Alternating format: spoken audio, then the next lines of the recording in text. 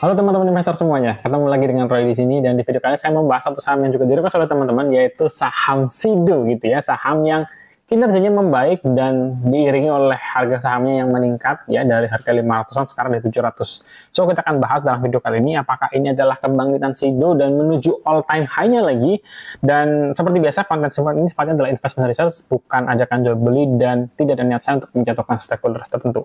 Mari kita mulai gitu ya dengan sekilas kerangka yang biasa saya gunakan, yaitu kita mulai dari sekilas perusahaan, kinerja, valuasi, story yang berkaitan, lalu kita tutup dengan catatan akhir. Jadi SIDO ini teman-teman menariknya adalah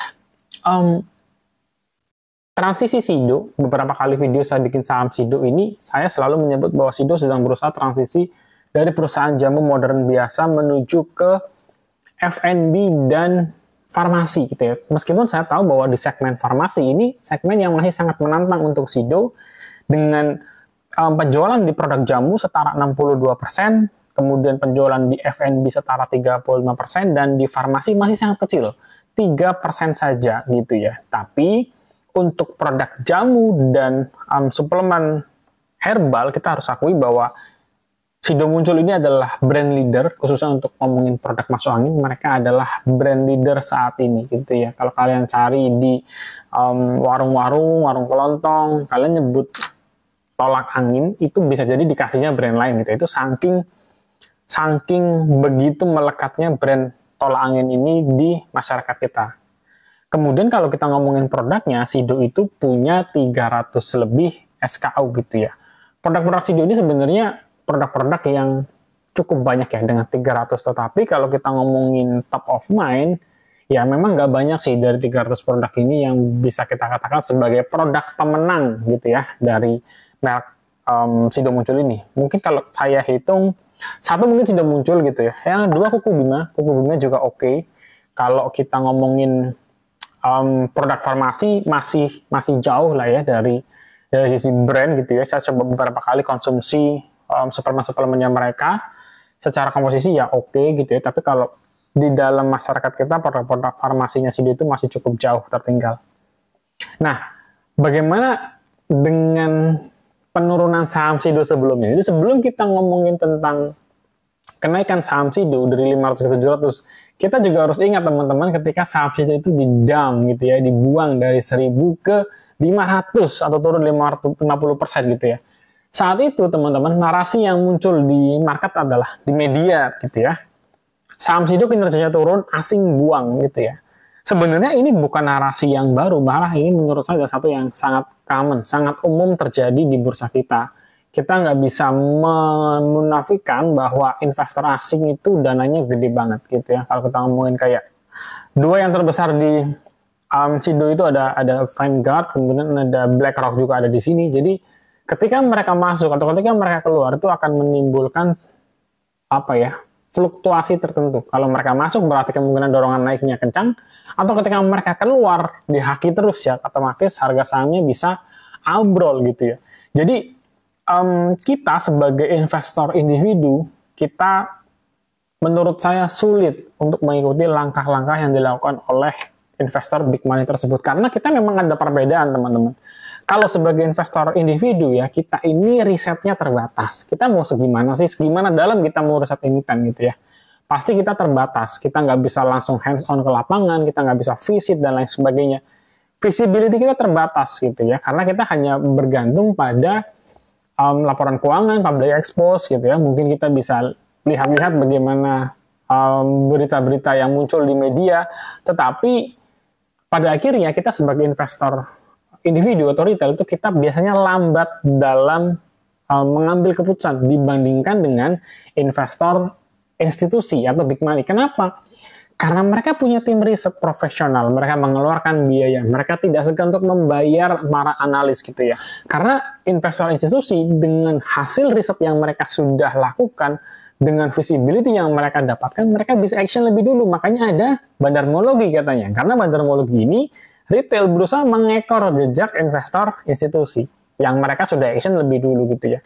Tetapi dari keunggulan-keunggulan investor institusi dengan investor individu tadi, ada satu hal yang menurut saya keunggulan paling enak seorang investor individu, yaitu keunggulan untuk bebas menunggu, teman-teman.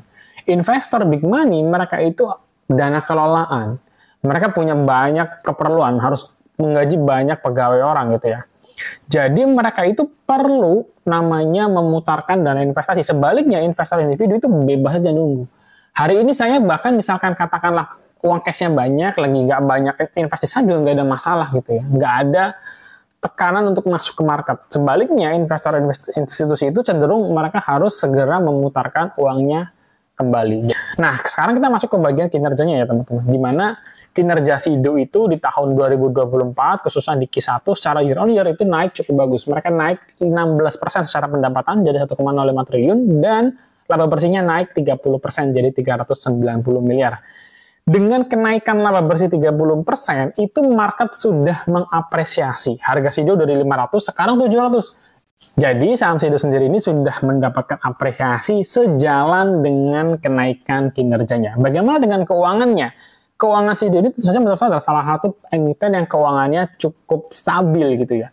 Mereka punya cash 1,1 triliun, mereka punya aset 4,2 triliun, mereka rendah liabilitas ya, rendah utang, dan mereka ini adalah emiten yang punya kas bagus sehingga dividennya bisa dialihkan dengan cukup lumayan ya, 4-5% dividennya. Emiten ini di kuartal 1 2024 menunjukkan profitability yang sangat baik dengan net profit margin mencapai 30%. Nah, sekarang kita masuk ke bagian valuasi nih. Mungkin teman-teman yang bertanya, jadi gimana nih Bang SIDO? Apakah kita sudah boleh masuk atau kita sudah ketinggalan kereta gitu ya? Dan kembali saya pakai quotes Warren Buffett bahwa lebih baik membeli perusahaan yang wonderful di harga yang fair ketimbang kita membeli perusahaan yang fair tapi di harga yang wonderful, artinya harganya lebih murah gitu ya.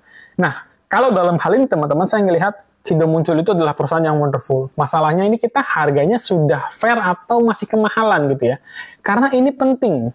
Kalau kita melihat dari grafik min PI 5 tahun, maka SIDO itu sekarang masih tergolong under value gitu ya. Tapi kita harus tahu bahwa dalam bisnis itu tidak selalu mulus. Apa yang terjadi ketika bisnisnya lagi nggak baik-baik saja atau sedang ada goncangan, maka dalam waktu jangka pendek tersebut, investor bisa saja ya, investor besar khususnya bisa saja untuk kabur lagi dari SIDO, seperti yang terjadi sebelumnya. Jadi kita perlu menyesuaikan strategi untuk entry kita di saham SIDO ini gitu ya. Nah, mengenai background dari story dan growth-nya ke depan, kalau menurut saya SIDO ini bukanlah emiten yang kita bisa proyeksi untuk loncat tinggi secara lebih bersih sehingga sahamnya rally tinggi gitu ya. Model-model saham yang growth, fast grower gitu ya. Saya rasa ini bukan tipikalnya SIDO. Tapi SIDO menawarkan kinerja yang konsisten. Mereka sudah membuktikan bertahun-tahun dalam jangka waktu yang cukup lama. Mereka mampu bertahan dengan produk-produk mereka. Dan mereka tuh punya market yang cukup luas loh teman-teman. Indonesia saya rasa coverage-nya sudah sangat bagus. Bahkan mereka mau expand lagi. Belum lagi luar negeri, mereka garap juga market-market luar negeri. Kalau pasar ini semakin terbuka, maka market yang SIDO ya bisa jadi revenue akan makin besar. Nah, bagaimana kalau kita tertarik untuk membeli saham SIDO? Tadi saya singgung bahwa kita perlu untuk hati-hati dalam menentukan titik entry. Tetapi lebih dari itu, saya sendiri itu sukanya beli bertahap, beli cicil. Tapi saya punya satu threshold gitu ya, batas, di mana saya ingin keep harga saham SIDO ini dan saya cukup nyaman untuk pegang gitu ya, meskipun akhirnya dibawa turun lagi. Nah, harga yang ingin saya pegang untuk membeli saham SIDO itu range-nya adalah 550-an gitu ya. 550-an.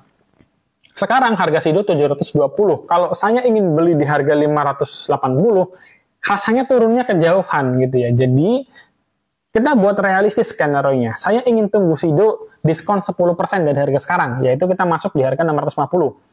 Pembelian kedua didiskon lagi ya, kurang lebih 10-15% di harga 580 dan pembelian terakhir di harga Rp500. Sebelah kiri adalah jumlah lotnya dengan komposisi 30%, 40% pembelian dan 30% pembelian. Sehingga totalnya kita akan punya saham SIDO. Ini asumsi modal 10 juta ya teman-teman. Silakan teman-teman bagi sendiri, dibagi 3 dengan komposisi 30%, 40%, 30%. Maka kita akan punya saham SIDO sebanyak 175 lot dengan average price 571. Jadi menurut saya ini masih cukup masuk akal. Ya, kalau saya pegang harga 570 saham SIDO, Di bawah turun ke 500 ya biarin ya, di bawah turun ke 480 ya biarin dulu gitu ya. Tapi kalau dia rally sampai ke harga 900 sampai harga 1000, maka yang saya dapat ini sudah hampir beggar gitu kan, sudah 70% 80%. Jadi itu adalah skenario margin profit ya, estimasi margin profit dan margin of safety yang saya coba pertimbangkan ketika masuk atau ketika keep sebuah saham di harga tertentu. Dah, kita sudah sampai di akhir video teman-teman. Kalau teman-teman baru ketemu channel ini, jangan lupa langsung subscribe dan tekan tombol loncengnya biar gak ketinggalan. Jadi untuk menutup video ini teman-teman mengenai saham Sido. Pertama, Sido ini menurut saya masih jadi salah satu saham yang wonderful company di IHSG. Cuman kita harus baik-baik mempertimbangkan soal entry harga gitu ya.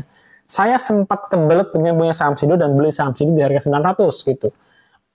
Ketika Sido bener-bener dibuang oleh market, untungnya saya adjust strategi saya, sehingga saya akhirnya bisa maintain harga Sido, beli bertahap, dan average-nya sekarang di 600-an gitu. Nah ini penting, supaya apa? Supaya kita bisa memastikan bahwa margin of safety-nya bisa terjaga, dan kita bisa mendapatkan potensi keuntungan yang pas gitu ya.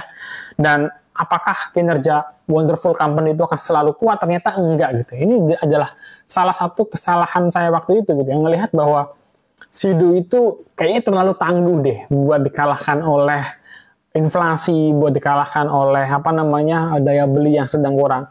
Ketika terjadi ya di kuartal 2, 3, 4 tahun lalu, bener-bener Sido itu kinerjanya berat banget. Tapi ketika ya sudah mulai pulih kembali, ternyata Sido membuktikan kuartal 1 ini kinerja mereka kinclong lagi, bagus lagi gitu ya. Memang ini challenge-nya masih cukup besar gitu buat Sido untuk mempertahankan kinerja ini, bahkan memperbesar lagi gitu ya persentase kenaikannya di kuartal 2, 3, 4. Saya rasa Sido punya chance yang cukup bagus tahun ini untuk kinerjanya cerah gitu ya di full year 2024 gitu. Kalau teman-teman ingin menjadikan Sido sebagai saham core stock, saran saya tetap perhatikan gitu sewaktu-waktu gitu ya, memperhatikan mengenai kinerjanya, pastikan stabil, dan dividen payout ratio-nya makin membesar. So, itu sih teman-teman dari saya untuk video kali ini. Semoga memberikan insight buat teman-teman yang menanti-nantikan analisa mengenai saham Sido. Semoga juga bisa memberikan wawasan baru. Dan buat teman-teman yang masih ada pertanyaan, silahkan tuliskan di kolom komentar. Sampai ketemu di next video. Jangan lupa subscribe, share, dan like video ini. God bless you guys. Bye-bye.